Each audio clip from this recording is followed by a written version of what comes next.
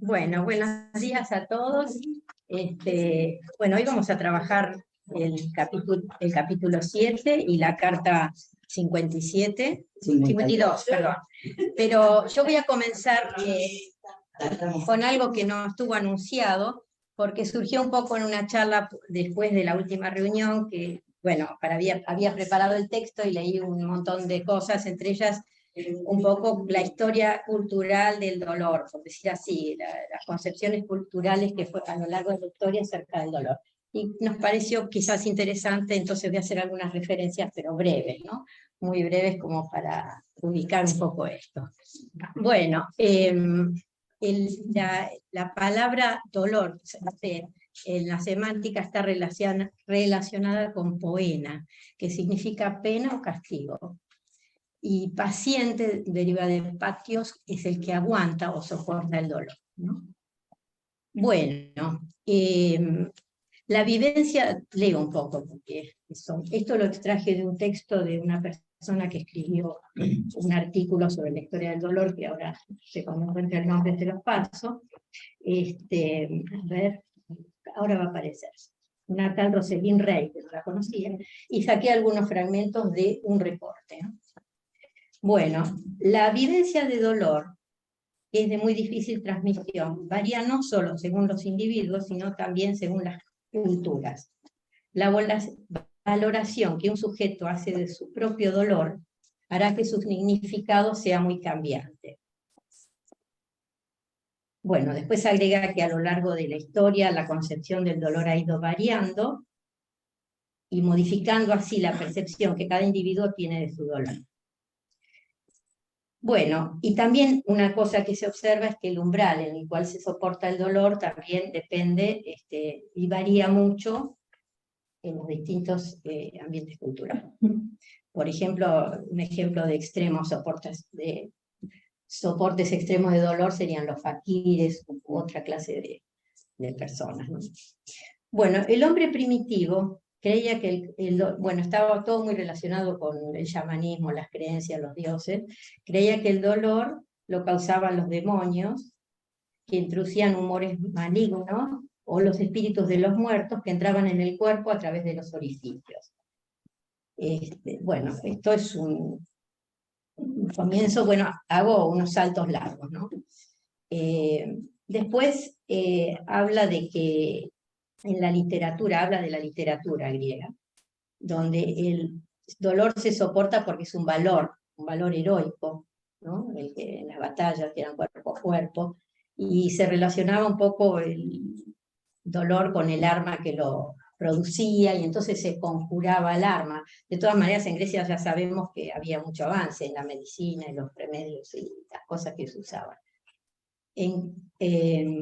En cambio, en Roma plantea de que no considera, un Celso, uno de los médicos de aquella época, no considera el dolor como anuncio de la enfermedad, sino como la enfermedad misma, o sea, que tenían esa concepción. Bueno, después plantea que la gran variación en la valoración no viene de la medicina, sino de la filosofía y de la religión. Esto lo vemos en el debate que hubo entre las dos corrientes filosóficas, los epicúreos y los estoicos. Para los epicúreos, el placer supremo es la eliminación de todo dolor. Por lo tanto, hay que evitar o huir del dolor.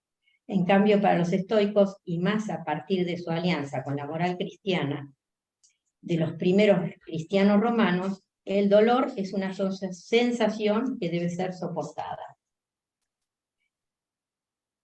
Esta actitud reposa en una convicción, que el dolor no es un mal. Si aparece, debe ser despreciado, ya que lo único que cuenta para la felicidad del ser humano de aquella época es la rectitud moral. Fue esta actitud de negación del dolor lo que, según los estudiosos del tema, habría propiciado la tendencia a silenciar o a ocultar el dolor en el medioevo cristiano. Bueno, ya en el medioevo hay ya mucho más remedios y cosas, elementos para combatir el dolor, y también muchos rituales mágicos, que esto a lo largo de la historia, ¿no? O sea que hay una alianza entre el dolor y las creencias circundantes acerca de esto. El dolor quedó asociado a la maldad y al gusto por los milagros que había en aquella época. En cambio, en el medioevo, la influencia de la religión cristiana sobre la visión del mundo y del dolor en particular es enorme. A partir del siglo XII, la evolución del pensamiento religioso lleva a poner en el centro el debate del sufrimiento de Cristo. El dolor, que hasta entonces era ocultado porque era un signo de maldad, adquiere un nuevo valor. Por una parte, se ha vuelto un castigo de Dios, y por otra parte, es una elección que hace el cristiano que le lleva a mortificar su propia carne. Y esto lleva al auge que adquiere la mortificación de la penitencia, bueno, particularmente en las órdenes monacales, ¿no? Donde en la edad, digamos, en la época esta, el cuerpo se vuelve pecaminoso, en cambio el alma sería ¿no? un lugar distinto, pero hay que combatir todas las cuestiones del cuerpo ya en todo sentido, y el pecado está ubicado ahí, en lo corporal. ¿Cómo? Del silicio, pero también todo lo del cuerpo es pecaminoso, el sexo, toda cuestión. Bueno, pero se van con el silicio justamente por la emergencia de pensamientos. Exactamente. Bueno, sí. Y sí. Y después se convierte en el goce en sí. Claro. El silicio. Después El del silicio pasa a ser. O sea que, bueno, el cuerpo era caldo de cultivo de todos los males y perversiones y por lo tanto debía ser sometido a suplicios y licios. Sí. En cambio, en las culturas latinoamericanas el cuerpo es una expresión de identidad con la naturaleza y es una totalidad también y punto de partida y llegada a todas las dimensiones de la existencia humana.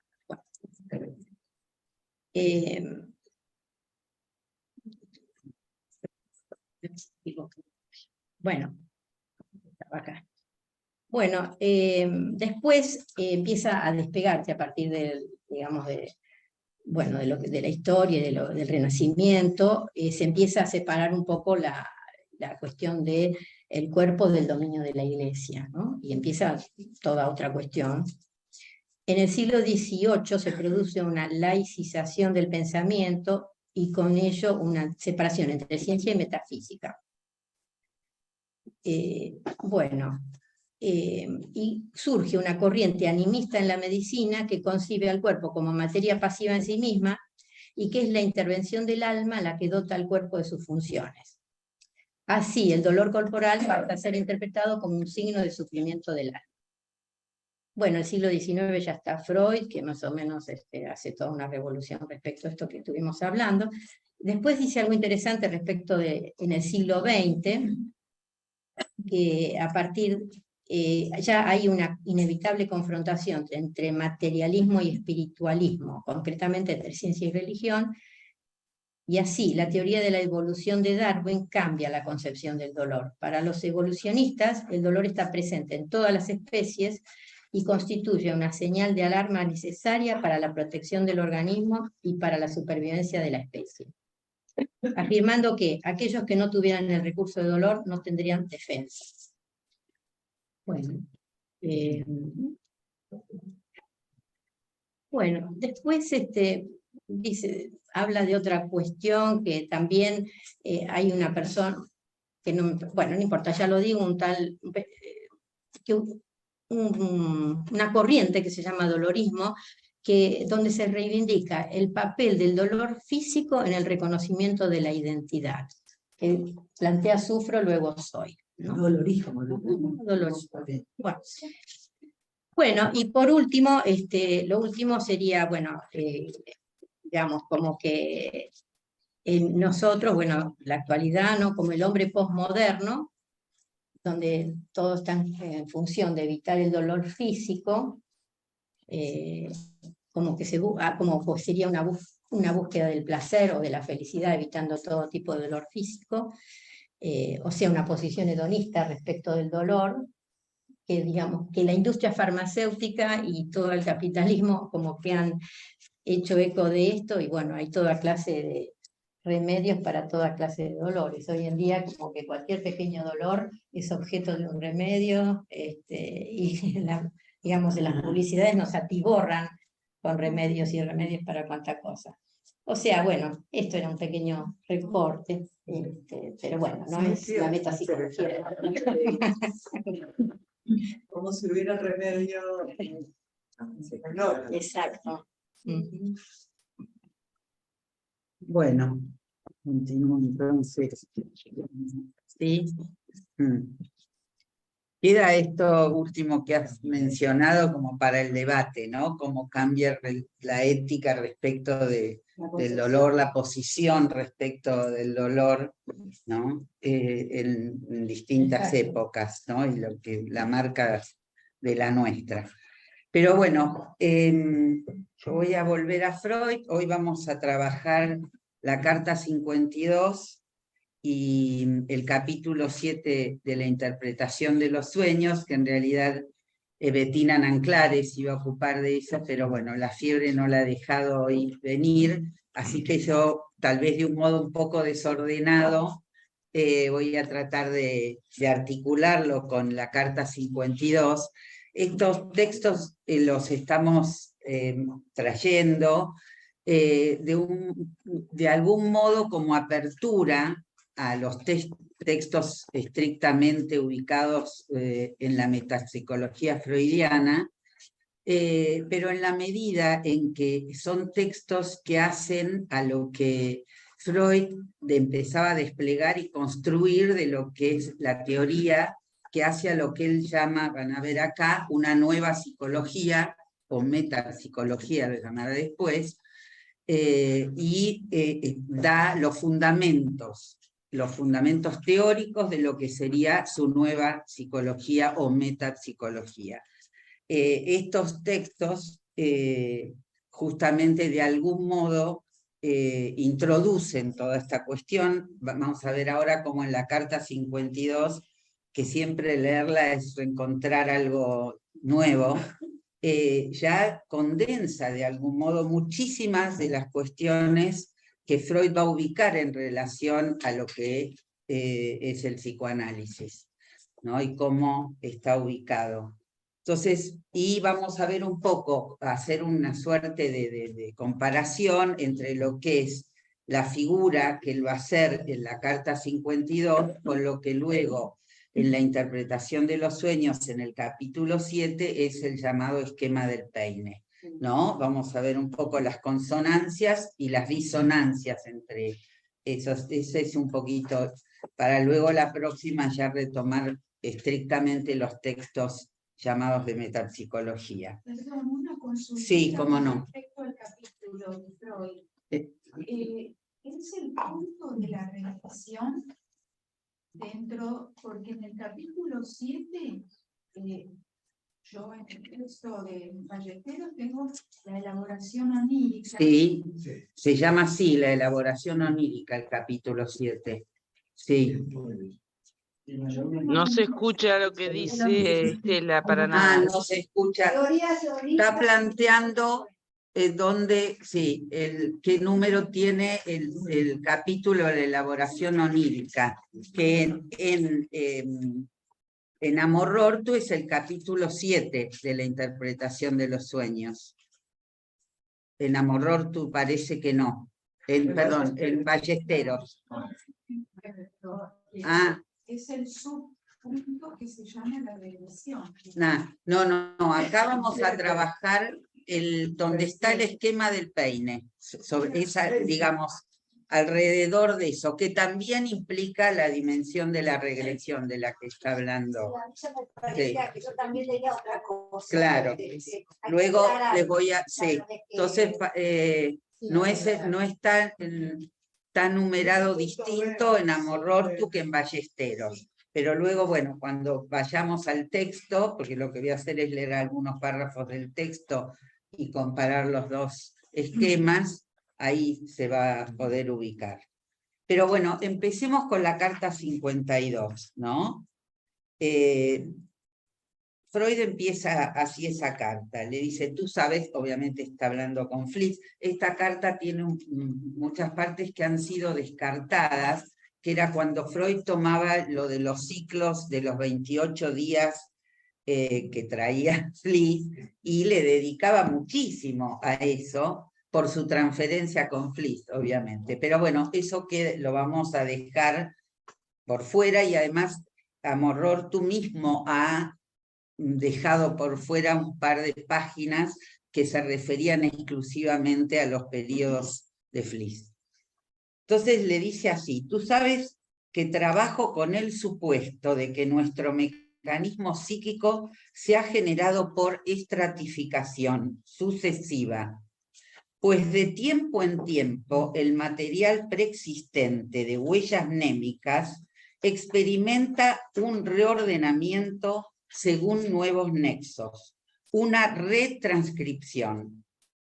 Lo esencialmente nuevo en mi teoría es entonces la tesis de que la memoria no preexiste de manera simple, sino múltiple, está registrada en diversas variedades de signos, ¿no? Entonces, aquí ya aparece toda la cuestión de la memoria en Freud, y también, de algún modo, la cuestión de la retroacción y lo que llamamos aprecoup, ¿no? Cuando él habla de que de tiempo en tiempo esas huellas, ese material preexistente, sufre un reordenamiento en forma retroactiva. Me parece importante, ya en este momento, en esta carta, ya aparece en juego en la estructura ese modo de funcionamiento, y el acento también, no solo en la cuestión temporal, sino en la cuestión topológica. La tópica en Freud de algún modo ya empieza. Y va a plantear, he ilustrado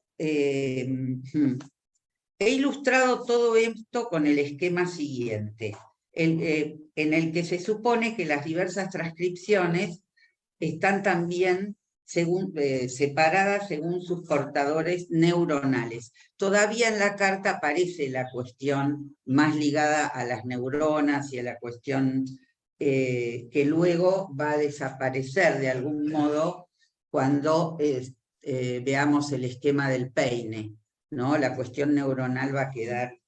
Entonces aquí, a ver cómo hacemos para que se vea esto, o hacer pues. Le saco una foto. Espera que le voy a sacar una. Bueno, ahora son estas dos, esto con Las de abajo, ¿no? No, disculpen porque lo mío no es la gráfica. Igual está muy bien. Esta vez me salió, la tuve que anular. Joder. Bueno, a mí se me viene ahí para por lo menos que vean lo que mueve. Tenemos, en primer lugar, el primer esquema es el de la carta 52, y el segundo esquema es el de capítulo 7 de la interpretación de los sueños. Ahora me voy a referir al de la carta 52, donde Freud va a decir que P son neuronas donde se generan las percepciones a que se anuda conciencia, pero que en sí no conserva huella alguna de lo acontecido. Entonces, aquí ubica las neuronas. Cosa, bueno, ahora voy a seguir y luego ya voy a empezar a marcar la diferencia, después volvemos con. Entonces, las neuronas donde se generan las percepciones. Uno son los signos de percepción, y es la primera transcripción. Aquí ya tenemos una diferencia con el esquema del peine, donde la P va a ser percepción, no neurona. Y no va a haber transcripción. ¿Sí? ¿Se sigue? Sí, muy claro. Entonces, los signos de percepción, aquí en la carta 52, es la primera transcripción de las percepciones, por completo insusceptible de conciencia y articulada según una asociación por simultaneidad, ¿no? O sea, ubica acá justamente la no conciencia y la ligazón o la articulación por simultaneidad, que luego lo vamos a ver también en el otro esquema, en otro lugar. Luego, acá lo llama la inconsciencia y no inconsciente, según la traducción de Amor Ortu, que es la segunda transcripción, ordenada según otros nexos tal vez causales, ¿no? Tampoco es accesible a la conciencia. Luego, la preconciencia es la tercera transcripción ligada a representaciones palabra. Va a ubicar ahí las representaciones palabra correspondiente, dice, a nuestro yo oficial. Desde esta preconciencia, las investiduras devienen conscientes de acuerdo a ciertas reglas. Y por cierto que esta conciencia pensar, que está con representaciones palabras, secundaria, es de efecto posterior, nachtrachtlich. Vuelve ahí a usar el término de retroacción o a posterior, el nachtrachtlich freudiano. Entonces, es de efecto posterior, nachtrachtlich, en el orden del tiempo, probablemente anudada a la reanimación alucinatoria de representaciones palabra.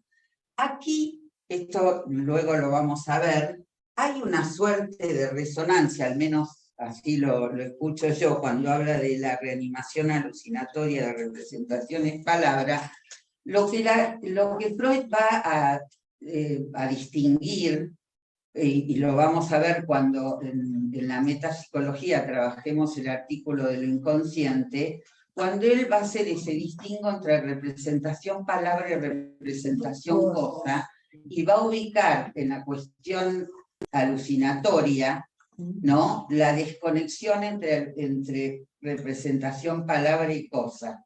Bueno, eso lo veremos, es muy interesante cómo ubica esa diferencia. Pasa eso a través de la educación. Claro, que sí, en relación, acá no habla de representación cosa, pero al leer esto, ¿no?, que probablemente anudada esa conciencia pensar a la reanimación alucinatoria de representaciones palabra. Y acá, después vuelvo, pero acá él tiene esta frase, que es lo que articula con lo que les decía de la metapsicología, donde dice: si yo pudiera indicar acabadamente los caracteres psicológicos de la percepción y de las tres transcripciones, con ello habría descrito una psicología nueva, ¿no? Y aclara, existe algún material para ello, pero no es mi propósito hacerlo ahora. Hay una cosa que dice antes que me parece interesante, cuando habla de P, ¿no?, de WP, las percepciones, que es el primer paso, ¿no?, dice que son el soporte material, o sea, las neuronas, donde se generan o producen las percepciones a las que se anuda conciencia, pero que en sí no conservan huella alguna de lo que sucede. Es que conciencia y memoria se extinguen sí, ese es un punto cierto. Sí, yo lo había salteado. Sí, esto va a volver también en el capítulo 7. Freud mantiene siempre esto de que se excluyen percepción y memoria, ¿no? Bueno, acá conciencia y memoria, sí. Es el soporte material. Sí, creo que luego lo vamos a ver, no sé si luego en el capítulo 7 habla que se excluyen percepción y memoria, después lo vemos, pero acá habla de conciencia y memoria. Básicamente es percepción, porque sí. conciencia no. Claro, Lo cual tiene efectos enormes, porque uno podría decir que si se excluyen, digamos, la memoria no remite nunca lo voy a llamar así, al hecho en sí, a lo percibido, porque eso está perdido. Eso sería en términos lacanianos lo real. Solamente contamos con transcripciones, ¿no? Y contamos con transcripciones que tienen que ver con la palabra, digamos, no hay más que eso, transcripción. y el a posteriori, resignificado nastrajli. La diferencia entre Ya está esto transcripciones acá. y reinscripciones. Ah, bueno. Eso después lo Porque podemos... En esta versión Sí. que tengo yo habla de reinscripciones más que de transcripciones. No, pero está bien, perdón. No, no está bien. No, me imagino. No, Yo porque- digo, no. vos que la- Sí, Ah, vos lo tenés en alemán, ¿no? Sí, esa palabra que se llama Überschrift. Entonces, transcripción está bien, pero es como que es encima de, es una escritura encima. Claro. Entonces, no es ni reescripción, como es en ni el... nueva ni nada, sino que es sobre algo. Claro. Como la pizza mamá. Es lo que después Claro, las sucesivas capas, nada se desaparece. Pero, sí, claro, en todo exactamente. caso, sí. Si querés decir algo. ¿Querés decir algo ahora? Después sigo, algo Bueno, breve. esa luz que me parece que está bien, que él entiende que es transcripción, traducción y transliteración. Ah, 3, Entonces, eso después lo podemos, Claro. es interesante. Bueno, después lo Yo no voy a tomar esa, pero luego en el debate, porque acá Freud no hace ese distingo, digamos, estoy tratando de ir bien cerca del texto, ¿no? Entonces él va a decir que las transcripciones que se siguen unas a otras constituyen la operación psíquica de épocas sucesivas de la vida.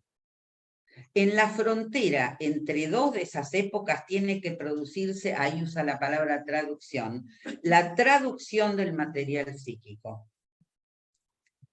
Y aclara, porque acaba de dar cuenta de cómo explica la neurosis a partir de esto, dice, y me explico las particularidades de la psiconeurosis por el hecho de no producirse la traducción para ciertos materiales, lo cual tiene consecuencias. Y ahora va a explicar cuáles, ¿no? Él dice, establecemos como base firme la tendencia del aparato hacia la nivelación cuantitativa. O sea, que ya plantea que el aparato tiende al mantenimiento de cierta quantum de energía, lo que llama la homeostasis luego, ¿no? Que esto va a mantenerse como rigiendo al aparato hasta 1920 con el más allá del principio del placer, ¿no? Donde esto ya no es el principio del placer lo que rige. Bueno, pero acá mantiene esto y está eso, que tiene la tendencia hacia la nivelación cuantitativa. Cada reescritura posterior, acá habla de reescritura, va cambiando, traducción, reescritura. Cada reescritura posterior inhibe a la anterior y desvía de ella el proceso excitatorio. O sea que cada reescritura, cada asociación, permite un desvío de la excitación para mantener esa homeostasis. Toda vez que la reescritura posterior falta, la excitación es tramitada según las leyes psicológicas que valían para el periodo psíquico anterior y por los caminos de que entonces se disponía. Subsistirá así un anacronismo. En cierta provincia regirán todavía unos fueros, aparecen relictos. Relictos, voy a buscar porque no, es una palabra que Freud usa en diferentes lugares, relictos, no sé en alemán, pero en la traducción. Exacto, son... perfecto, son como... A ver, ¿querés leerlo vos? Sí. Se ve que cuando leía esto lo voy a buscar. Bien, yo también, sí. Relicto, lo que logró sobrevivir a la biología o algún fenómeno material o al acervo humano. Sí, son como, quedan, no son restos, quedan algunos, sí, que sobreviven a hechos biológicos o naturales. No es que nunca se fueron, me parece, entre un resto y lo que sobrevive. Claro. No se perdieron. ¿No? Por ejemplo, especies que ante algún hecho muy grave natural, no sé, inundación, tormenta, quedan algunos especímenes. Esos son los relictos, lo que queda de... Sí. Por eso que la operación sobre eso es la de reelección. La operación sobre eso, Sí. lo que está haciendo Freud, es una de reelección. De los relictos, sí, claro. Claro. Pero Bueno, eso es digo lo un que poco sobrevive más a la para biología, poder... no se entiende en el Son de capítulo. una especie, por de ejemplo, otra. hay una catástrofe natural, bueno, que al no haber traducción, No hay traducción y quedó como Claro, fijado ahí. queda fijado en el estadio anterior, como relictos que... Por sí. eso dice Algo que biológico. No, está dando una comparación. No, Una metáfora. es una, claro, él está haciendo una metáfora, porque cada reescritura posterior inhibe la anterior y de ella el proceso, ¿no? Pero es interesante porque toma las versiones que el neurótico conserva. Claro. No hay traducción. Ese es el trabajo de la ¿Qué dicen López Ballesteros? Porque hay diferencias. Mira, yo estoy consiguiendo a Morlortu y acá estamos A ver, ¿qué dice? también siguiendo Ballesteros. Bueno, no voy a decir antes, pero se tiene lo de la transcripción, el acá, y entonces la excitación será resuelta de acuerdo con la No se escucha nada cuando habla Estela. Lo voy a ir traduciendo. ¿Sí? ¿No? Sí, tiene que venir, ahí viene Estela, sí. Así. ¿Podés, Estela? Sí, no, solo leo el párrafo de Amorortu, que por ahí ustedes también tienen, porque hay diferencias de lo que No depende de la y edición. depende cada 742. Entonces dice que cada vez que falta una nueva transcripción, la excitación será resuelta de acuerdo con las leyes psicológicas vigentes en el periodo anterior y por las vías que a la sazón fueron accesibles. Hasta ahí bien. Persiste así un anacronismo. En determinada provincia rigen aún los fueroi, que sería fueros, de esa Acá está provincia, Fuero, sí. ¿sí? Y es así como se originan las reliquias arcaicas. Eso, Bueno, acá, sí. ¿no? No es para nada. No, claro.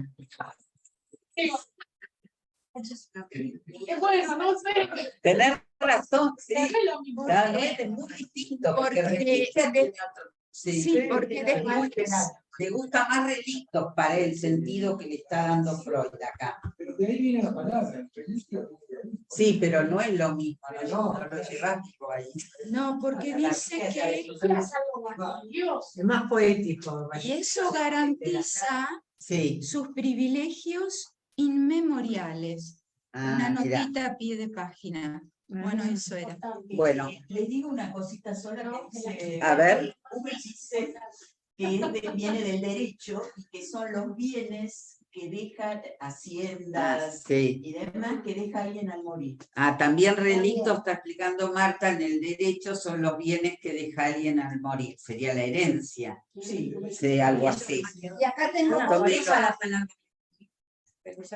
restos supervivientes, trazas del pasado de un nivel más profundo de la estructura que siguen activas en el sujeto a pesar de su yo y fuera del control de este último. Claro. Bueno, como ya van a ser las 10, quiero al menos que podamos terminar con la carta 52, ¿no? Aquí va a decir, digo, es notable cómo en esta carta condensa Freud tanto de su teoría, ¿no? Va a decir que la denegación de la traducción, ¿no? Es aquello que clínicamente se llama represión. El motivo de ella, de la represión, es siempre el desprendimiento de displacer, que se generaría por una traducción.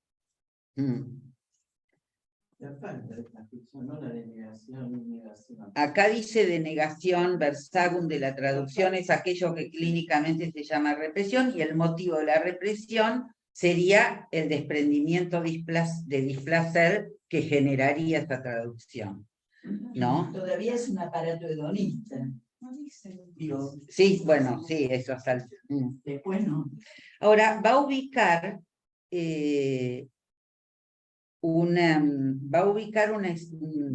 una característica interesante acá.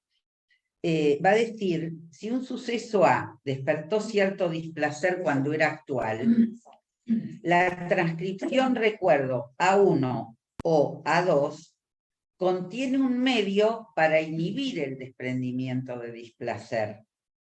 Cuanto más a menudo se lo recuerde, más inhibido terminará por quedar ese desprendimiento de displacer, ¿no? O sea que cuanto más retorne a la asociación, si lo pensamos en términos del análisis, cuando más retorne, más se inhibe el desprendimiento de displacer. Dice, ahora bien, hay un caso para el cual la inhibición no basta. Si A, cuando era actual, desprendió cierto displacer y al despertar, el recuerdo, ¿no?, desprende un displacer nuevo, entonces no es inhibible. El recuerdo se comporta en tal caso como algo actual. Y ello solo es posible en los sucesos sexuales. Porque las magnitudes de excitación de ellos, que ellos desprenden, crecen por sí solas con el tiempo. Entonces, va a decir esto, el suceso sexual de una fase produce entonces efectos como si fuera actual. Y por lo tanto no inhibible. Así que me parecía cómo va introduciendo toda esta cuestión. Yo voy a dejar acá porque ya estamos en hora y solo voy a hacer una mínima, sí. Bueno, ya había planteado la diferencia donde ya no aparece lo neuronal, sino directamente la percepción. Va a mencionar que percepción y memoria no pueden coexistir, dando ese lugar.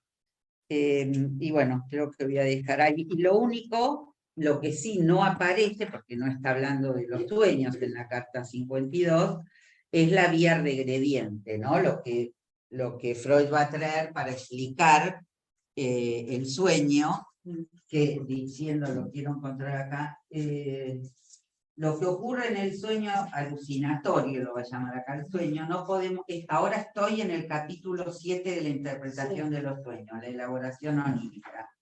No podemos describirlo de otro modo que diciendo lo siguiente: la excitación toma un camino de reflujo, o sea, el movimiento era ¿no? Cuando van produciéndose las vías asociativas. Bueno, en el sueño hay un movimiento regrediente, ¿no? Toma un camino de reflujo. En lugar de propagarse hacia el extremo motor del aparato, bueno, lo voy a hacer acá que está más claro, hacia el extremo motor del aparato, lo hace hacia el extremo sensorial, hacia P. Y por último, alcanza el sistema de las percepciones. Si a la dirección, según la cual el proceso psíquico se continúa en la vigilia desde el inconsciente, la llamamos progrediente, la que va al polo motor, estamos autorizados a decir que el sueño tiene un carácter regrediente, ¿no? Y va a decir que esta regresión al polo perceptivo, que da cuenta de la alucinación, no es exclusiva de los sueños, ¿no? Bueno, después se va a ubicar otras cuestiones, pero como son más de las 10, dejamos acá y bueno, y abrimos el espacio para las preguntas, los comentarios, sí, teniendo en la mira también lo de la cuestión de de todo lo que ya está, lo que podríamos hablar de que ya está la metapsicología freudiana en estos textos en juego, ¿no? Sí, bueno, vamos a poner esto hacia allá, si pueden participar. O que si se pueden acercar mejor, porque no escucho. Si nos mover la compu, voy a poner una silla. Sí, poner una silla. Sentar. No, sí, mejor. A ver, ¿es la carterita? ¿Cómo? ¿La carterita? Ah, te la saco. No, no es mía, pero es mía. Okay. Ah, bueno. Lo ponemos así, bueno. participar. Buen día. Sí, la verdad que celebro que estemos trabajando esta maravilla. Nuevamente otra vez. Esta maravilla. No, quería nada más recordar que Freud cuando construye esta, como dice Celia, ya estaba todo acá, ¿no? Ya estaba todo el psicoanálisis en esta carta 52, me parece, y en la interpretación de los sueños. Particularmente porque lo que tengo entendido es que él se pregunta, para lo que va a plantear en la carta 52, él se ha preguntado si hay distinta inscripción entre lo que es consciente y lo que es inconsciente. Si él se hubiera respondido, hay una inscripción para lo consciente y una inscripción para lo inconsciente, no habría psicoanálisis. Sería otra cosa. Estaríamos más en el terreno de, podría ser el cognitivismo. Claro. Pero lo que él hace es construir la teoría, digamos, de que el aparato psíquico es un aparato de lectura y escritura. Claro. Y me parece que quiere, ¿por qué? Porque lo que resuelve, cuando se ha preguntado esto que se preguntaba, si hay doble inscripción o una, ha resuelto que debe ser una sola, donde luego ocurren las operaciones, que él llama globalmente transcripciones y que después se pueden reordenar en términos de transcripción por el lado homofónico, transliteración por el lado de la letra y traducción por el lado semántico. Bueno, dijo acá porque todo el mundo quiere hablar, seguro. Pero, sí, desde acá, porque la tesis de luz. si no, no se escucha. Esa es la tesis de la luz, ¿no? Sí, la letra por letra, ¿no? Hola, ¿qué tal? Yo un comentario quería hacer por lo que trajo Silvia, en el sentido de la historia, la historia del dolor, ¿no? Es decir, cómo ahí uno puede tomar, digamos, el platonismo de esta historia del dolor, es decir, cómo está tomada desde Platón el tema, en el sentido de que es todo un discurso hecho en relación con toda esa historia de Epicuro, también, digamos, cómo fue tomada, digamos, toda la cuestión en lo que sería la metapsicología, perdón, la metafísica, ¿no? Quería decirla después, la metafísica, que es una cuestión en donde todo el discurso se arma en relación a la diferencia entre el cuerpo y el alma, en donde es toda una cuestión discursiva, digamos, organizándose, digamos, alrededor del cuerpo y del alma. Pero justamente, digamos, y con todo eso, históricamente se armaba una psicología, diríamos, un subjetivismo, digamos, una psicología en relación a ese discurso que se podía decir entre el cuerpo y el alma. Justamente, cuando dice Freud, dice, bueno, yo estoy en una psicología nueva, ¿no? Cuando él está planteando algo nuevo, justamente es todo este esfuerzo que él está haciendo, esta maravilla que él hace, este descubrimiento que él hace, en relación a cómo se inscribe esta cuestión. Es decir, porque hasta el momento no se había planteado la cuestión de la inscripción de esto. Es decir, con la idea de inscripción, con la idea del signar, con la idea del poner signo a esta cuestión, digamos, entra la ciencia ahí. Es decir, entra ese espíritu científico que tenía Freud, digamos, de ver, bueno, cómo lo decimos lo más aproximado posible a la verdad real de lo que está sucediendo.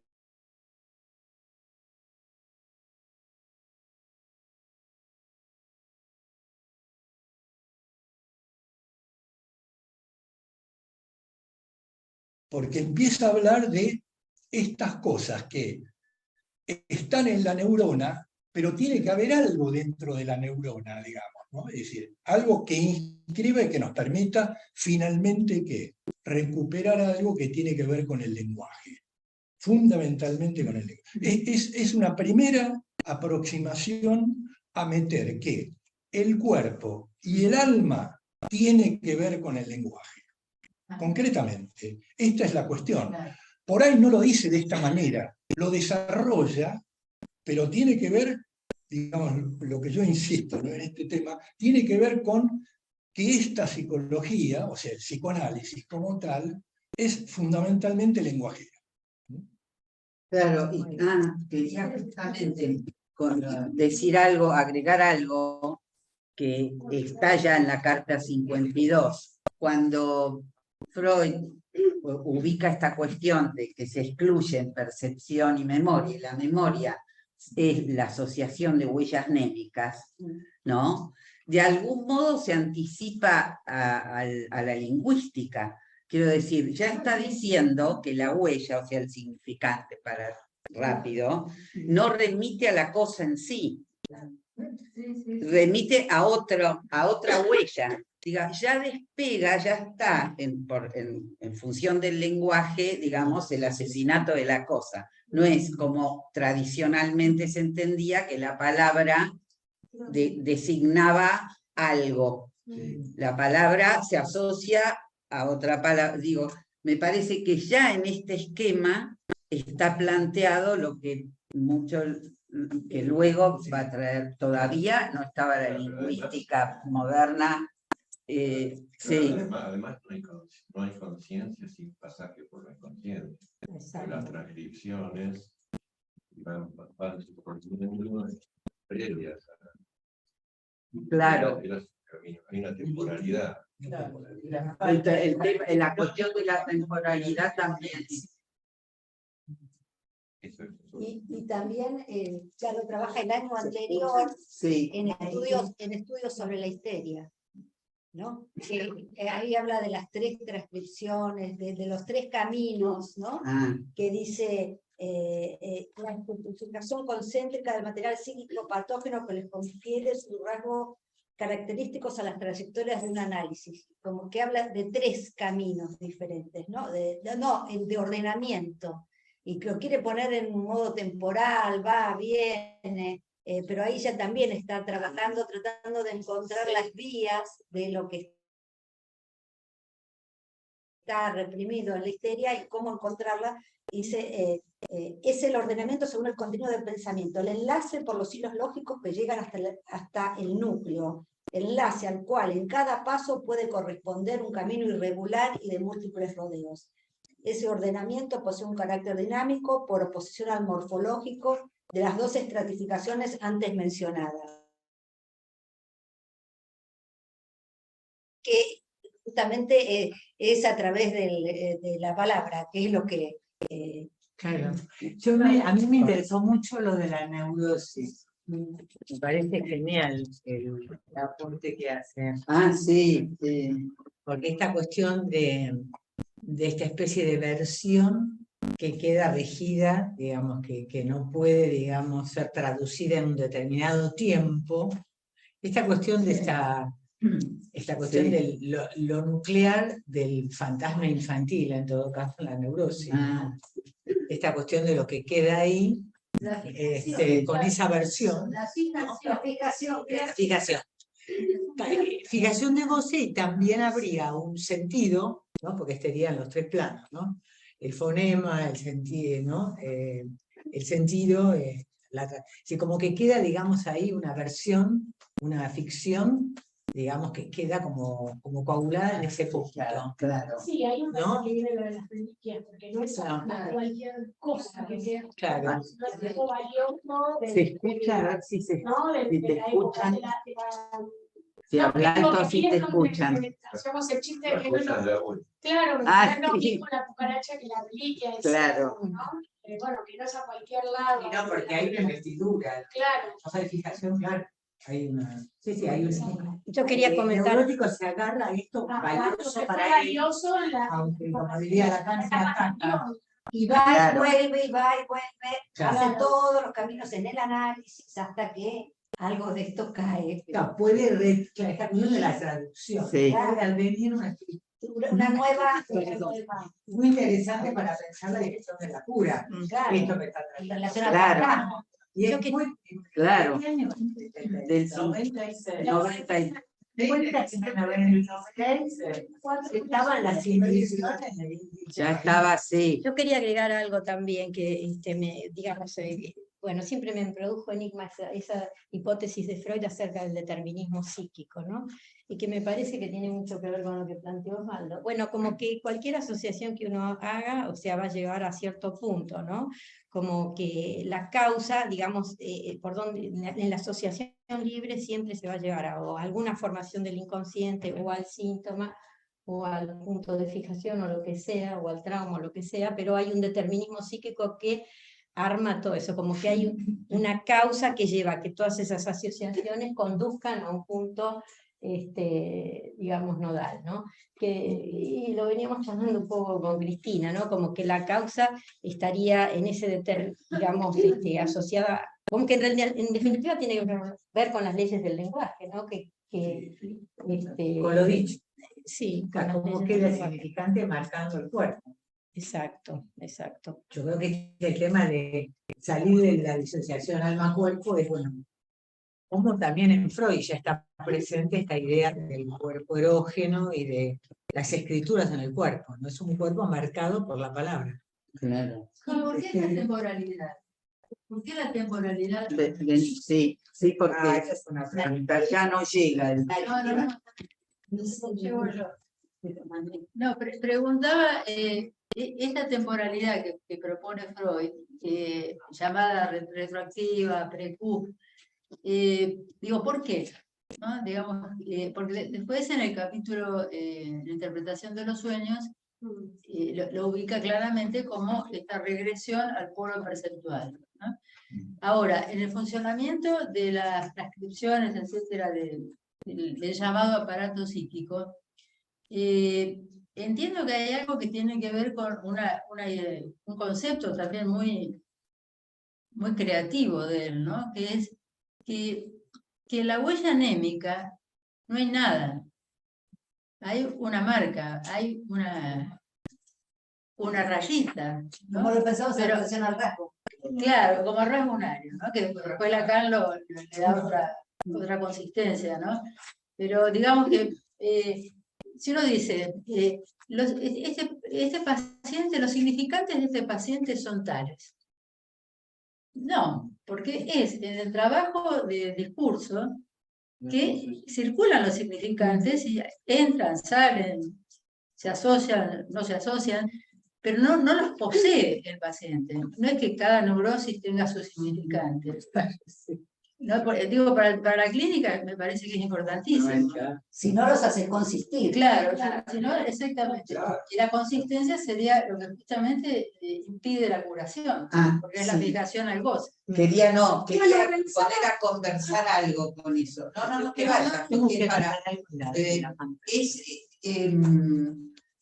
que no hay a priori, Claro, claro. pero la repetición, la insistencia, ubica, y es como, no sé, el hombre de las ratas, los significantes, el hombre de los lobos, insignificantes que no están, no es que están originalmente. Claro, claro. Por repetición, eso se fija, pero es por repetición.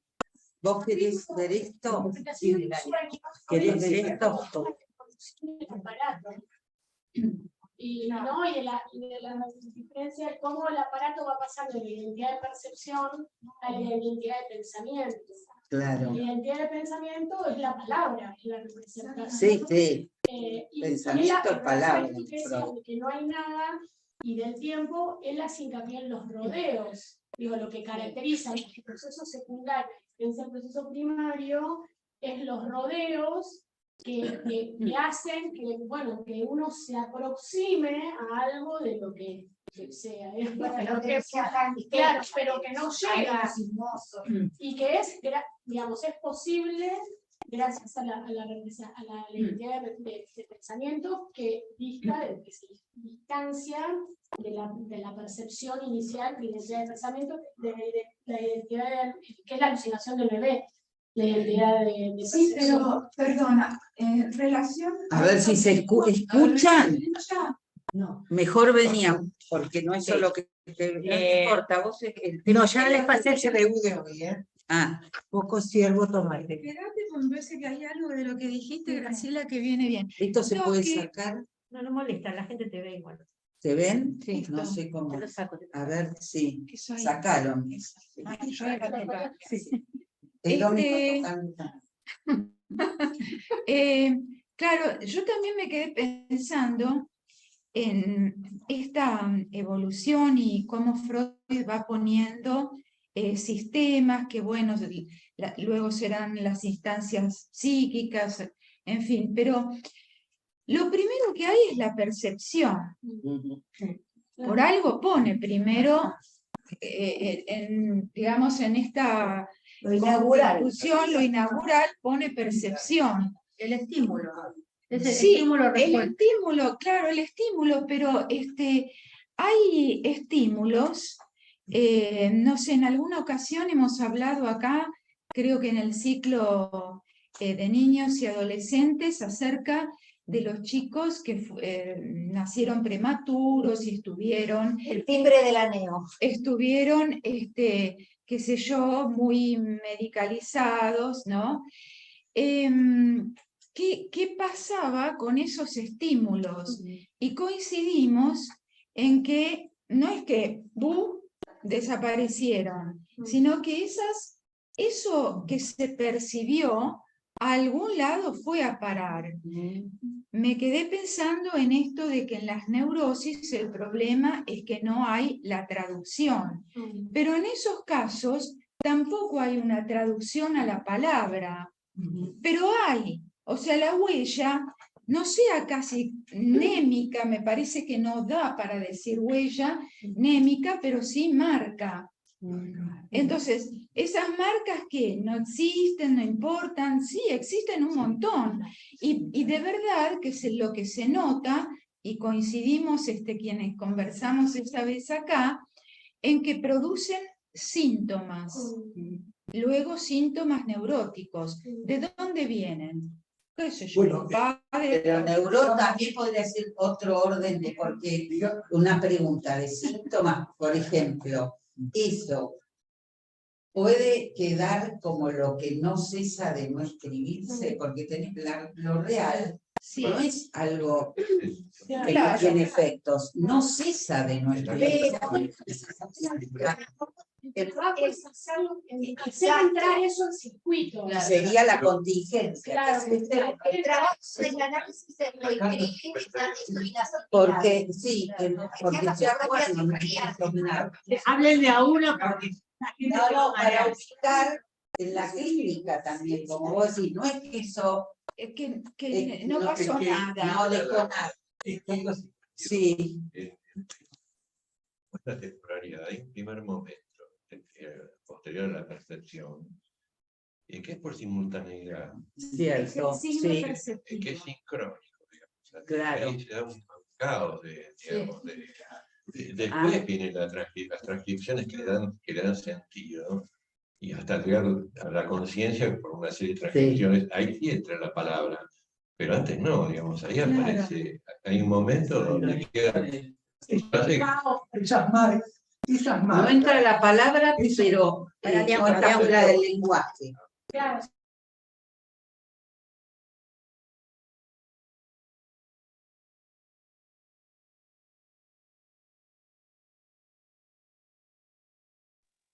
Hola, se mutearon.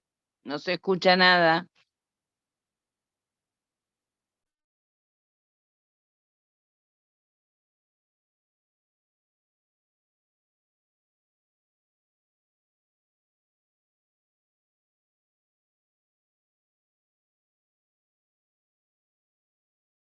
Se fueron, parece. Sí. Qué pena. Justo era interesante. No, pero están grabando, así que no sé por qué se mutearon. Pero se ve que no nos escuchan a nosotros tampoco. Perdón, se nos volvimos. cortó la transmisión. Seguimos. Perdón, quiero recordar algo, es lo que conversamos aquí. Interesante. Habla fuerte, a ver si te Quedó una escuchan. marca, Quedó una marca. una muesca, una marca, y tal vez dolorosa, ¿no? Por haber estado en esa situación, en un hospital, etcétera, con todo lo que implicaba. Ahora, pasa el tiempo, el niño empieza a tener lo que el adulto dice síntomas. El niño tiene manifestaciones. Ejemplo, agresividad, porque como el aparato tiende siempre a la descarga, toda esa carga de estímulo, como decía Graciela, quedó en el aparato. ¿Qué hizo con eso? Entonces, en algún momento intenta a la descarga y aparece lo que nosotros, los adultos, decimos tiene un síntoma. Bueno, A ver, ahí está Cristi. Sí. A ver, Sí. Escuchemos. Sí. A ver, Cristina. En el esquema Cata 52, Freud hace una diferenciación muy taxativa entre lo que es la percepción y pues los signos de percepción. Entonces me parece que todo lo que estamos hablando ahora son los signos de percepción que se dan en simultaneidad, etc. Entonces me parece que la percepción es algo mítico, digamos. Hay uno, Es real. esto no se escribe, no se reescribe ni nada, no hay una transcripción. Sí, pero se supone que hay percepciones, pero ya lo que estamos hablando todo el tiempo, me parece que ya son los signos perceptivos, en simultaneidad, y después será en la diacronía, en la sincronía, y irá avanzando. Ahora, si esa combinación de esos ságenos, de esos signos, no se transcriben después de alguna manera, lo que no queda transcripto trae después, digamos, manifestación. Y son necesarias esas distintas transcripciones que no se pueden pensar cronológicamente, sino, eso es lo que entiendo yo, sino que están o no están, pero siempre hablando de signos perceptivos. Y lo otro, Claro. llamémoslo, no sé, Claro. me parece que es lo mítico, digamos, de donde tenemos que darle algún origen, Claro. alguna cosa. Pero, perdón, ¿no? perdón. A mí me parece fundamental el tema que trae Cristina, en el sentido de que es un signo perceptivo. Ahora, como signo perceptivo, como lenguajero que somos, no es posible, y quiero tachar la palabra mítico, Espera, yo te digo, esto, acá hay límite. Ahora estamos hablando acá. pero justamente en ese punto estoy.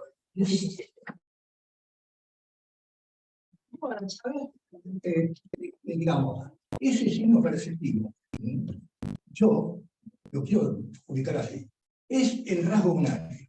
Sí. Y el rasgo unario, en la medida de los lenguajeros que somos, no puede sino ya estar en el 3. Ya tiene imaginario, simbólico y real.